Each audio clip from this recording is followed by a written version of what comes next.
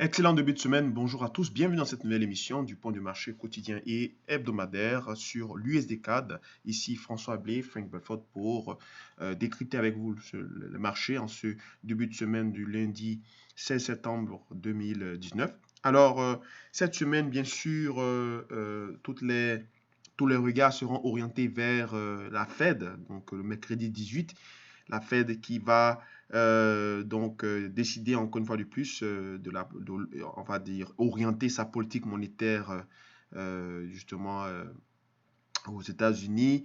Et puis, on aura également le tableau des projections macroéconomiques, donc le tableau de ses anticipations pour l'évolution de l'économie à travers la politique monétaire. Donc, c'est un rendez-vous donc crucial pour tous ceux qui vont intervenir sur les marchés, notamment pour ceux qui sont exposés sur les marchés américains.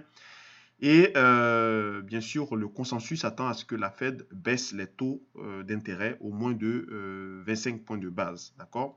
Alors, bien sûr, euh, par ricochet, cela aura un impact sur l'USD-CAD et toutes les paires d'ailleurs en dollars. Et également, on aura aussi l'inflation au niveau du Canada. Alors, pour faire suite un peu à ce qu'on avait vu la semaine passée, les stratégies de la semaine passée étaient très très bonnes, donc c'est passé quasiment comme sur des roulettes. Cette semaine qui commence aujourd'hui, le plan que je vous propose pour ce début de semaine, ce sera un plan qui sera basé bien sûr en fonction de l'orientation de la Fed, même si a priori j'ai un biais concernant l'annonce du mercredi, parce que euh, ce que vous devez comprendre, c'est que la Fed est face à une situation donnée, donc une situation un peu de léger ralentissement global, mais les indicateurs macroéconomiques sont toujours bons, d'accord? Ils sont pas pires, mais ils sont pas non plus excellents, ils sont juste normaux. Et si on veut se fier ou si on doit s'en tenir seulement aux propos de Jerome Powell lorsqu'il a dit que la Fed est donc dépendante des données macroéconomiques, a priori, normalement, on devrait s'attendre soit à un maintien des taux, d'accord, ou soit à une légère baisse des taux d'intérêt, peut-être de 15 points de base, d'accord. Maintenant, il ne s'agit pas seulement de la baisse des taux, il s'agit aussi du langage, du verbiage à accompagner. Et puis également, il s'agit aussi du tableau des projections de la politique monétaire sur les échéances à venir, donc qui concernent donc l'économie américaine. Donc, si on se base également là-dessus, on peut avoir des mouvements violents quand même. Et comme je vous avais déjà mentionné dans des précédentes vidéos, ne confondez pas une annonce économique et également un indicateur économique, d'accord? Euh, les taux d'intérêt, ce sont des indicateurs économiques, d'accord, parce que c'est quantifié. Et puis les annonces économiques, c'est en fait ce que Powell va dire lorsque les journalistes vont lui poser des questions, d'accord. Donc il peut sortir des phrases qui vont accompagner le biais. Ça va soit renforcer le biais, ou bien changer également, bien sûr, piéger en fait, aller de manière contradictoire avec l'annonce des taux d'intérêt. D'accord? Donc actuellement, moi personnellement, je m'attends à ce que la Fed soit maintienne les taux d'intérêt à 2,25 là où c'est, ou alors peut-être de la baisser de 15 points de base parce que lorsqu'on regarde l'état de l'économie, les chiffres ne sont pas pires que ça. Baisser les taux d'intérêt, pour moi, à mon sens, ce serait un peu de se plier du président américain.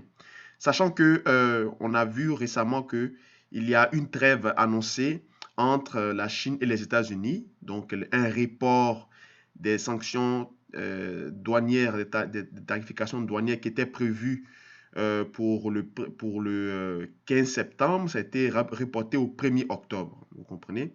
Donc, avec cette trêve observée entre les États-Unis et la Chine, bien sûr, même si on a eu cette attaque de drones sur les plateformes pétrolières, les installations saoudiennes qui donc décident de créer ce qu'on appelle une disruption, c'est donc un retrait brutal, voilà, une interruption brutale de la quantité, d'une quantité, par exemple, sur l'offre du pétrole, qui est un équivalent à 5% de l'offre globale.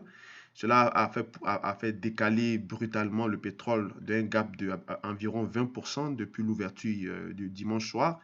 Bien qu'on a donc on va dire, cette situation, je crois même que maintenir les taux d'intérêt doit accompagner donc cette situation, puisque vous savez que le pétrole, il est inversement corrélé au dollar.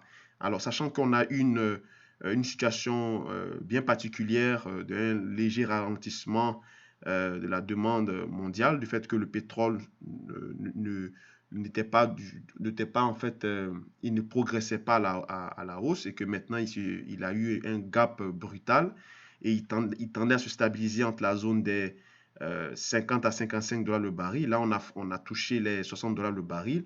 Je ne pense pas que ce sera le moment donc de baisser les taux d'intérêt, en tout cas de façon,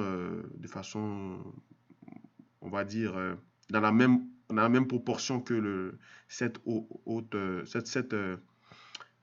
progression brutale du pétrole. Peut-être certainement à la maintenir ou bien la baisser de 15 points de base, de sorte à stabiliser les cours. D'accord? Donc ça, c'est mon opinion. Donc moi, personnellement, je m'attends à ce que les taux d'intérêt soient maintenus à 2,25 ou juste baisser à 15 points de base. Dans tous les cas, au niveau de l'USD CAD ici, vous voyez très bien que je vous avais dit le week-end passé que dans le débriefing, que c'est pas parce qu'on a amorcé une hausse sur le USD CAD que cela veut dire que il faut commencer déjà des stratégies acheteuses, hein, que la moyenne mobile de 260 périodes, ma moyenne mobile annuelle, jouait le rôle de résistance et qu'on pourrait très bien réintégrer, échouer là et réintégrer parce qu'on avait clôturé juste là. Donc c'est pour ça que j'ai mis les courbes en ligne pour illustrer ce que j'avais dit. Vous voyez, dans la nuit, au niveau du week-end, on a eu cette attaque de drone donc qui est allée dans mon sens et qui a fait baisser, qui a fait gaper le pétrole à la hausse, donc renforcer le dollar canadien et donc faire chuter l'USD CAD. D'accord?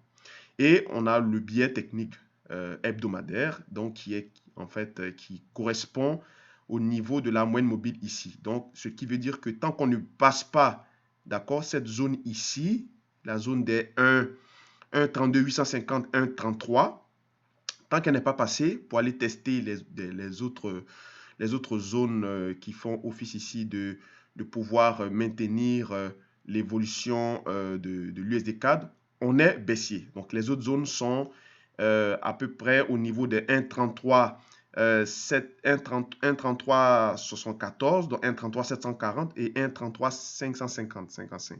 Donc, vous aurez ces niveaux-là justement dans le descriptif à la fin de mon intervention.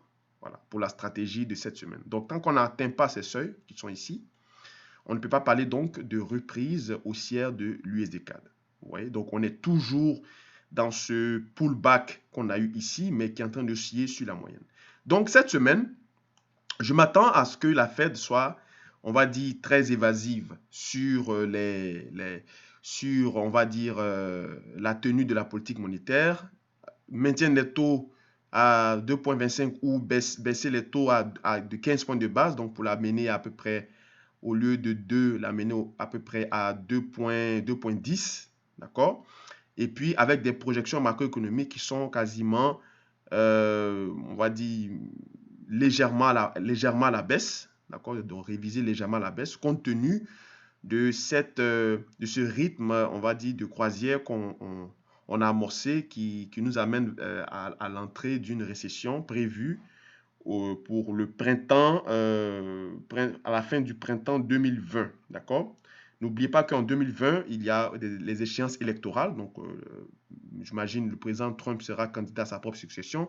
C'est sûr qu'il ne veut pas faire partie, il ne veut pas hériter donc d'une récession en cours, puisque cela va impacter sa campagne présidentielle, puisqu'il utilise en fait la bonne santé de la bonne santé des indices américains comme un argument de campagne. Donc, certainement chercher à repousser et à prolonger les indices afin de les maintenir les plus hauts possible pour utiliser ça comme un argument.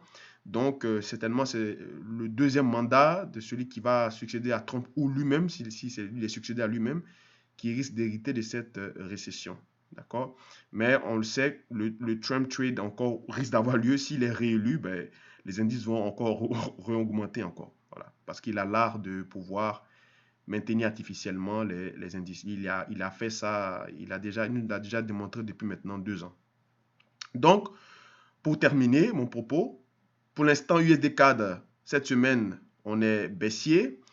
Et avec l'annonce de la Fed, ça devrait donc appuyer donc ce mouvement qu'on a ici. Je vais mettre les bougies. Donc, tant qu'on ne dépasse pas ce seuil ici, techniquement, on est baissier. Hein. Donc, faites attention. Les niveaux seront les niveaux que je vais surveiller en cas, par exemple, d'une poussée aux alentours de 1,3374 et 1,33,550. Je vais les mettre dans le descriptif. Donc, pour pouvoir argumenter sur la stratégie à tenir pour l'évolution de l'USD4. Par contre, pour chercher à payer l'USD4, cela va donc dépendre aussi du discours qui sera tenu au niveau de la politique monétaire, la politique monétaire, la politique des taux d'intérêt américaines. Donc, on va voir si, lorsqu'ils vont prononcer certaines phrases, comme par exemple, nous sommes sur des niveaux assez bons et on va dire observer une normalité dans la plupart des chiffres, ou bien de chercher à, on va dire, tamiser l'effet qu'on a en Europe du fait que on se prépare à un stimulus, d'accord, donc un quantitative easing. Donc, ça veut dire que probablement un biais fort sur l'euro à la baisse et donc probablement renforcer, en tout cas à très court terme, le dollar. Ça va dépendre du ton que Jérôme Powell va évoquer, ce qui va permettre de pouvoir ajuster l'évolution de l'USD-CAD. Voilà. Je m'arrête là pour aujourd'hui. Merci d'avoir suivi ce point de marché. On se retrouve donc pour le vendredi pour le débriefing de cette stratégie de cette semaine. Portez-vous bien, au revoir.